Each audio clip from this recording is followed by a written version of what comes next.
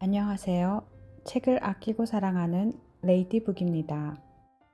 요즘은 날씨가 꾸물꾸물하면서도 후덥지근해서 곧 장마가 시작될 것 같은데 이런 분위기 속에서 여러분은 어떤 하루를 보내고 계신지 궁금합니다. 저는 어느 중견 탤런트님이 성북동에 카페를 오픈했다는 방송을 보고 호기심에 어제 오후에 기분 전환도 할 겸 한번 가봤는데요. 분위기도 좋고 커피와 빵도 맛있어서 바람이 산들산들 부는 야외 테라스에 자리 잡은 김에 갖고 간 책을 읽다가 어떤 대목에서 울컥하여 눈물이 핑 도는 순간 갑자기 웅성대는 소리에 고개를 들어보니 주인장 되시는 탤런트 분이 오셔서 자연스럽게 주변 정리도 하면서 손님들과 인사도 하고 담소도 나누고 사진도 같이 찍어주시더라고요. 그리고 전혀 연예인스럽지 않은 편안한 모습으로 그곳에 계신 손님들을 순식간에 모두 팬으로 만들어 버리시더군요. 그 덕에 하마터면 흘러내릴 뻔한 제 눈물은 온데간데 없이 사라졌습니다. 그때 제가 읽고 있었던 책이 1년 후 내가 이 세상에 없다면이었습니다. 1년 후 내가 이 세상에 없다면의 저자 시미즈케는 20년 가까이 암 환자와 가족들을 대상으로 심리치료를 해온 정신과 의사입니다. 지금까지 4,000명이 넘는 환자들을 상담해온 그는 암 선고를 받은 환자들의 말과 행동에서 놀라운 공통점을 발견했는데 그것은 제가 원하는 게 뭔지 알았어요. 이제 정말 나답게 살겠습니다. 였어요. 미래를 위해 현재를 희생하며 살던 남자, 나보다 남을 먼저 생각하며 살던 엄마, 다른 사람을 믿지 않던 직장인, 평생 또 다른 나에 갇혀 살던 의사. 저자는 환자들로부터 의사인 내가 인생에 대해 더 많은 걸 배운다고 말합니다. 그래서 책에는 의사보다 환자들의 목소리와 경험이 더 많이 담겨 있는데요. 정해진 시간 앞에서 후회 없는 삶의 비밀을 깨달은 사람들, 좀 더 나답게 살 수 있는 방법에 관한 이야기를 여러분과 함께 나누려고 합니다.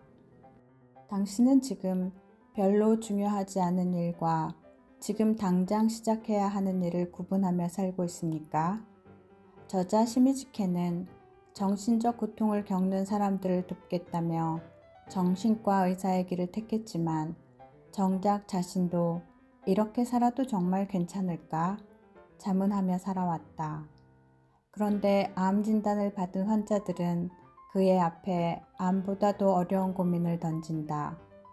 이제 저는 어떻게 살아야 하나요? 누구보다 절망을 가까이 하고 살면서도 그가 오랫동안 암센터를 지킬 수 있었던 이유는 무엇일까? 곧 삶이 끝난다는 사실을 알면서도 최선을 다해 오늘을 살고자 애쓰는 환자들, 그리고 그들의 사연들. 시미즈케는 마침내 이곳에서 삶의 우선순위를 다시 세우게 된다. 그냥 하루하루를 살아가던 나는 진심으로 그 환자들을 존경하게 됐다. 그 결과 내 인생도 달라졌다.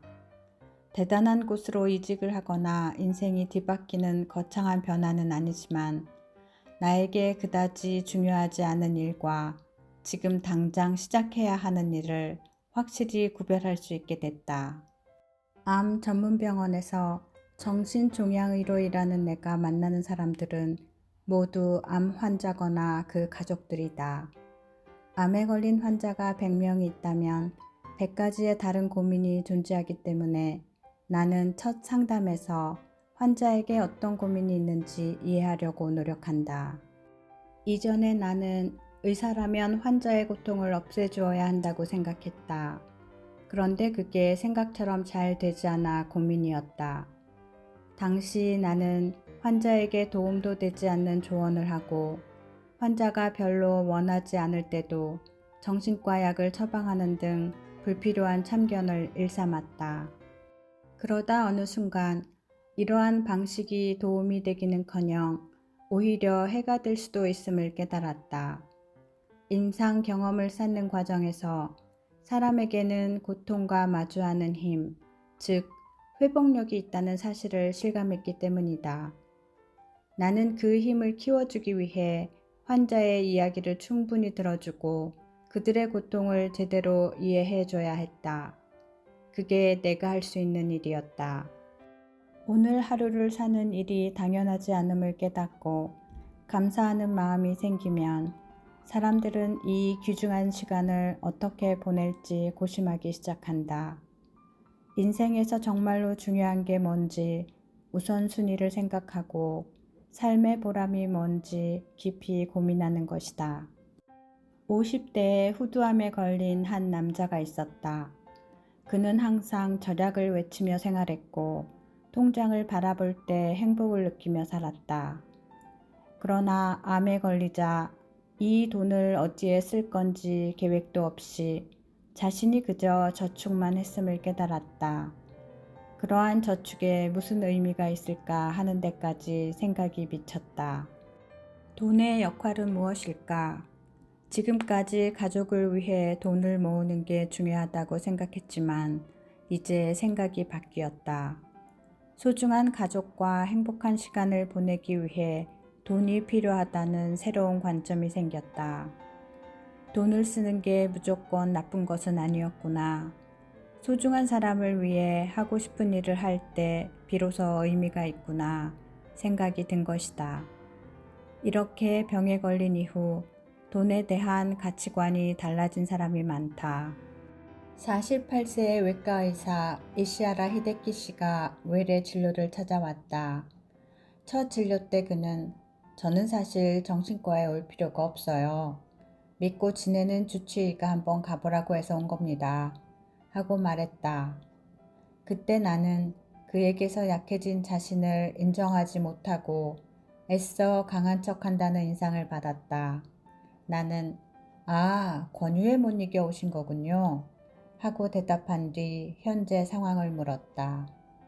그는 암 치료 이후 손이 저리는 후유증 때문에 이제 외과 의사로 일을 하지 못할까봐 몹시 고민하고 있었다. 그는 외과 의사로 일하지 못하는 자신은 껍데기뿐인 존재이고 아무 가치가 없다고 말했다. 이후 상담을 통해 나는 차근차근 이시아라 씨의 인생을 되돌아보았다. 좋아하지 않았던 공부에 열중했던 일, 의사가 된 이후 많은 환자를 위해 노력해온 이야기도 들을 수 있었다. 암에 걸리기 전 이시아라 씨는 환자에게 감사 인사를 들어도 해야 할 일을 했을 뿐이라고 덤덤하게 생각했다고 한다. 하지만 이제는 환자가 얼마나 조바심이 났을지 이해가 되고 환자들의 마음에 공감할 수 있게 되었다고 한다. 마지막 면담 때 이시아라 씨는 이렇게 말했다. 항상 최고의 서비스를 제공해야 한다고 생각했어요. 그런데 그건 스스로 훌륭한 외과의사임을 확인하고 싶었던 거였어요. 순전히 나를 위한 거였죠.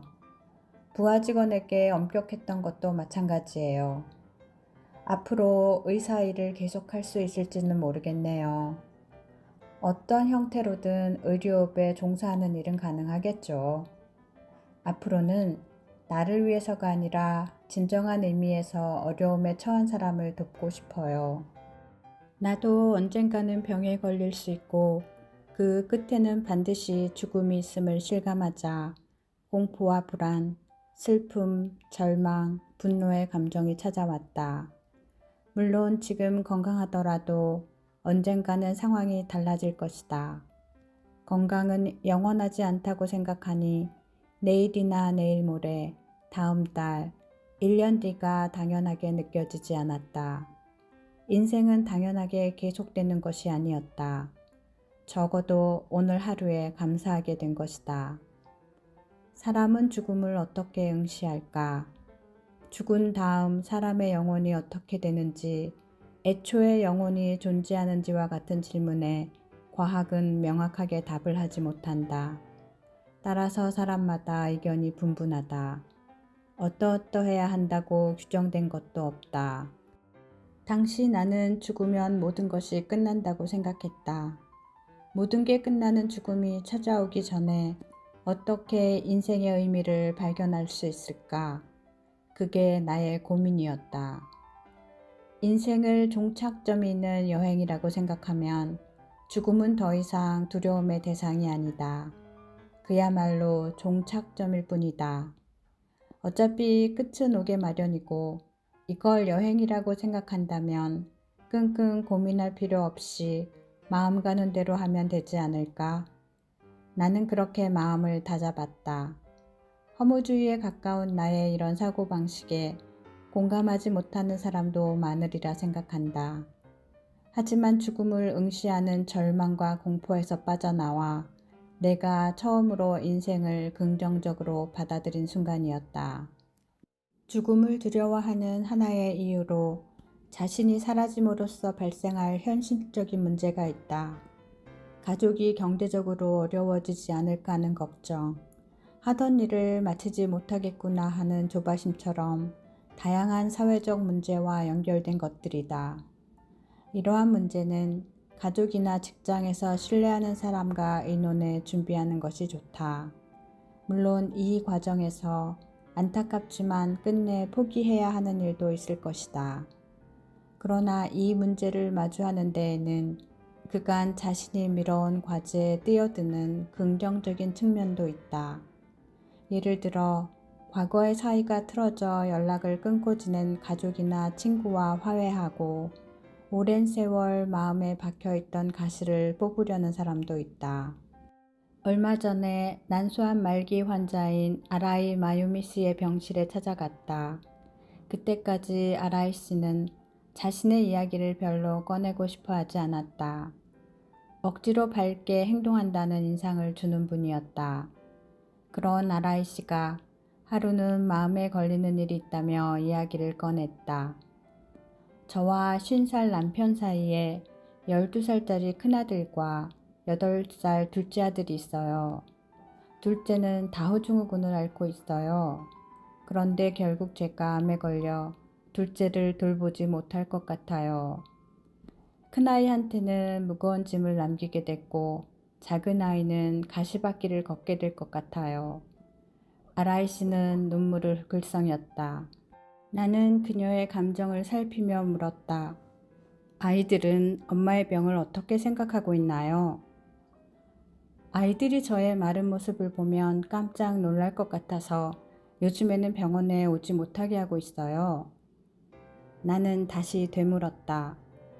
이대로 아이들을 만나지 않을 생각이세요?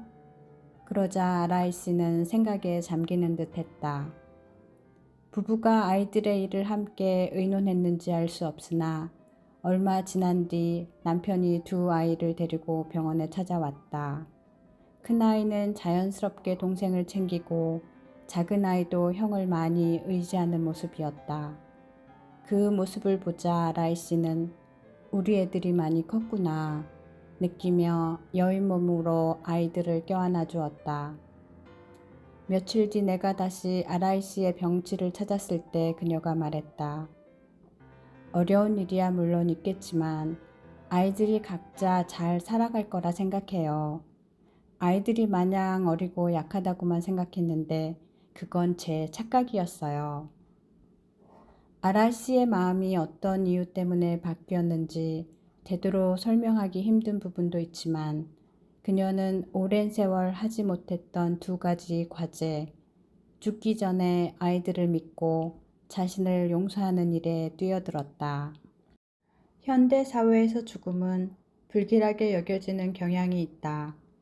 하지만 죽음을 의식함으로써 삶의 의미를 발견할 수 있다. 그렇게 죽음은 긍정적인 면을 지니고 있다.